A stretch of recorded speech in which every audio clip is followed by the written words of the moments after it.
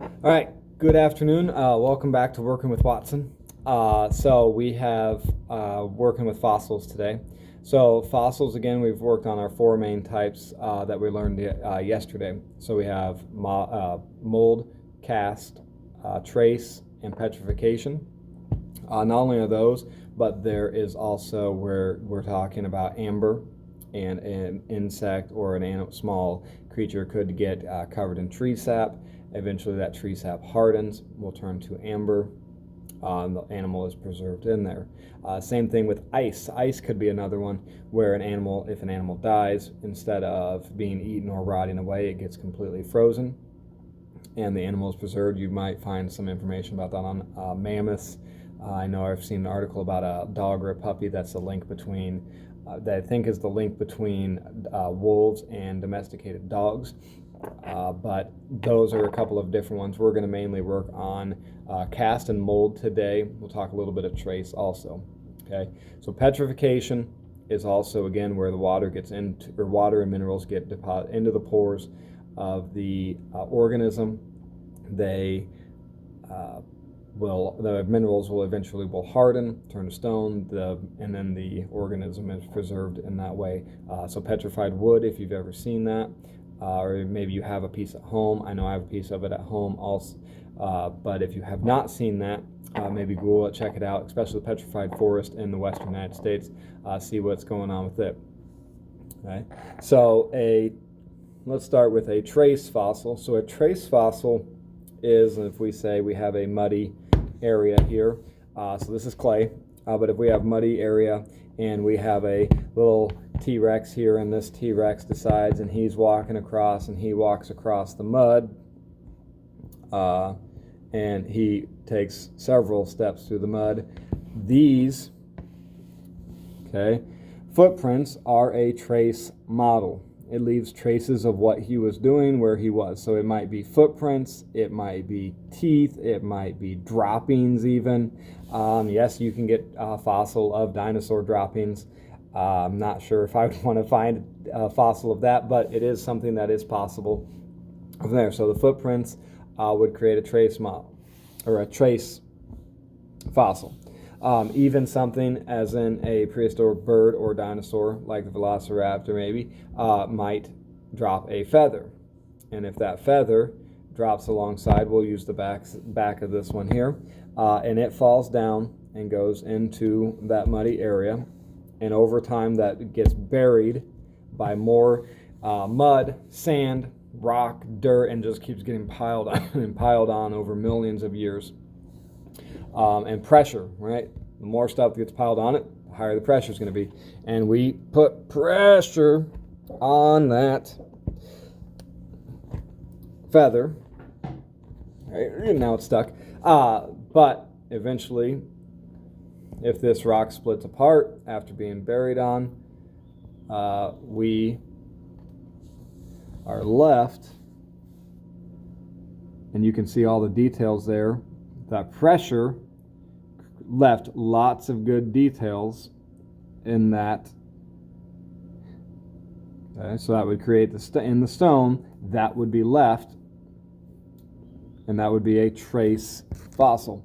So this is actually a model, or an example of a trace of a feather, trace fossil of a feather. So you can see the feather was here in this area, and if you can kind of see the details, the little ridges and everything on there, the center line that goes down the middle, and then you can see kind of the little ridges that go with there, just like what we had on the clay.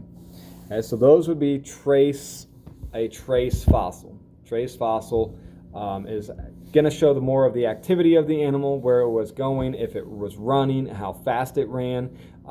If it's a dropping, it'll show what it ate, what was in the environment itself that the animal was eating. So it gives scientists an idea of what it was actually in that environment. Okay, so those are trace, again, fossils. So the other two fossils that we're going to work with or think about would be a mold fossil. So a mold fossil is very similar to what we just kind of did, is actually a form of a mold fossil. it's kind of a tongue twister there. Form of see, I did it again. Form of a mold fossil. Okay, so a mold fossil is going to be more of an impression, an indent. So let's say we have the T-Rex here, and all of a sudden in comes an Apatosaurus. The T-Rex comes over, and they have an epic battle of and they will eventually the T-Rex kills the Apatosaurus. The T-Rex eats up, has his fill. Other dinosaurs are going to come in. We talked about decomposers at the beginning of the year. Decomposers are going to start to break down the Apatosaurus until all that is left is a dinosaur skeleton of the Apatosaurus. Okay, so the Apatosaurus dies, and the area then maybe gets flooded because it gets buried in dirt and soil and mud and sand. Again, we're just going to keep it just gets piled on and piled on and piled on over millions of years. Dirt and sand are piling on top of it, and again, that's going to create a lot of pressure, a lot of weight pushing down on that skeleton. So that skeleton is going to get pushed down into that mud, dirt, and sand. Eventually, right, what you're going to be left with is, if you were to find the rock in itself, is the mold of the skeleton. Okay, so you can see all the details there. That would be a mold fossil, is that impression or indent. So again, this is an impression and indent. This is a mold fossil, but it's a trace fossil because it's not the animal itself. This would be a mold fossil that creates. So this is actually an example of an actual mold fossil. So that is an imprint, and I am no fossil expert, but to me it looks like a leaf, part of a leaf. Maybe I'm wrong, might be wrong. Well, I'm not going to tell you I'm an expert, but that is a mold fossil that you can see. So a mold fossil will work well with a cast fossil. So a mold fossil, again, is the imprint. A cast fossil would be that if this is down there, and eventually this gets filled in, right? And it gets filled in. I like to think of it like a sandcastle, right? You're filling up the bucket of a sandcastle, or with sand, or maybe you got to push it tight to hold everything together. Again, creating pressure. Maybe you have an actual like sandcastle little bucket thing. Once you tip that sandcastle over and lift up the bucket, what is left is the cast. You filled up the space, and then what was left was the cast. Okay, so dirt, mud, sand are going to get into and fill up all the grooves in this fossil. As that happens, then those are going to harden. Once they harden, okay, they will turn to stone. And if you were to take another rock or Play-Doh or something more liquidy that would able to dry, and you were to put that on top, and that, again, pressure pushes it down, this would eventually push into the space on this one and fill. If I push these two together, it's just going to mush together. But this one were to fill up, it takes the form of the indent here, kind of again like a sandcastle, takes the form of the bucket. And then you would have where this one is popping out, more would be a cast fossil. Okay. Another example of that might be, so I have this really cool shell here, part of a shell. So a cast fossil would be if that end and this got filled completely with minerals and rock and sand as it fell onto the ground, and over time, it just kept packing it in and packing it in and packing it in and packing it in, and then it turned to stone. Maybe the shell finally breaks away and falls away. Then you would have a rock that had this twisting and turning pattern, spiral pattern, that filled up the inside of this shell, and that is what would create your cast fossil. Okay, so mold fossil is an imprint.